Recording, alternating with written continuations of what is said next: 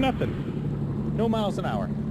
All right, I'll admit it. I was wrong. You need the 110 tune at the very least in order to wake up the 1215 Sea-Doo Spark Solus impeller. So I got the custom pitch on the Solus instead of the 1217, and I thought the 90 horsepower was going to work the best. However, the 1217 seems to work the best on a stock 90 horsepower tune. The thing about the 85 and 8600 tunes is they have instant throttle response. The 110 does not. So I ended up talking to PWC Muscle and see what would best wake up the ski and what they saw in their data that would make the most sense to make the ski efficiently fast and effectively faster off acceleration, not necessarily top speed. So there's one of three things I need.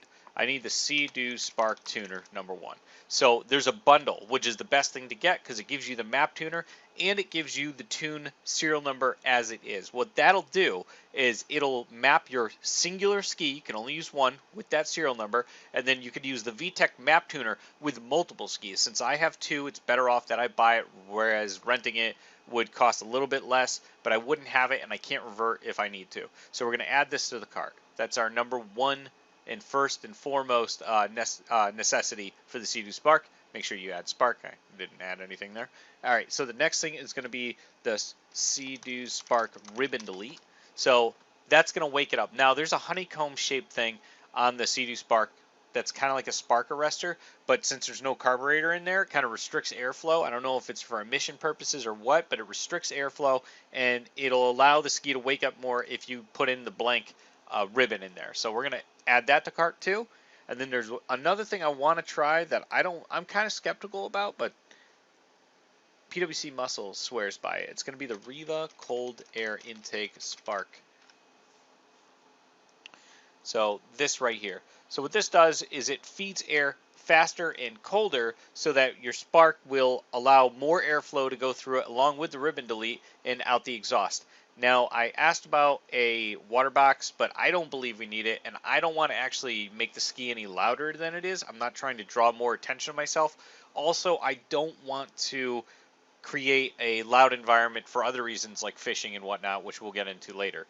So these are the three items I'm going to add to the cart, and then I'm going to purchase these, and then we're going to try it out afterwards. So one of the packages have arrived. In this one is the ribbon delete. That's one of the pieces that I was talking about. This is going to help that original system, as Greg called it, a hockey puck, that is kind of restrictive in the airflow. So that's going to be tossed on there. And then this is the thing I'm most excited for, Riva Map Tuner X.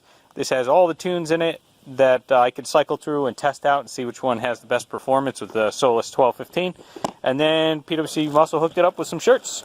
So thanks to the PWC Muscle guys. And we're going to go over this and give it a shot. Alright, finally, last box is in. This is the Riva Cold Air Intake for the Sea-Doo Spark.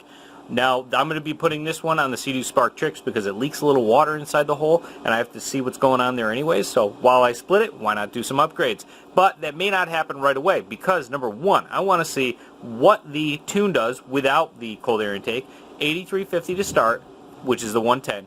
Then the 8500, and then after I decide to do the oil change and the ribbon delete along with this cold air intake, I'm going to put the 8600 on there, and if I get a little daring, I'm going to do E85, and then that's going to be 8900 tune, which should go absolutely bonkers. But for science, I'm going to show what it does with those others first and feel the kind of performance that I want to feel, and then relay it to you guys to see what makes the most sense.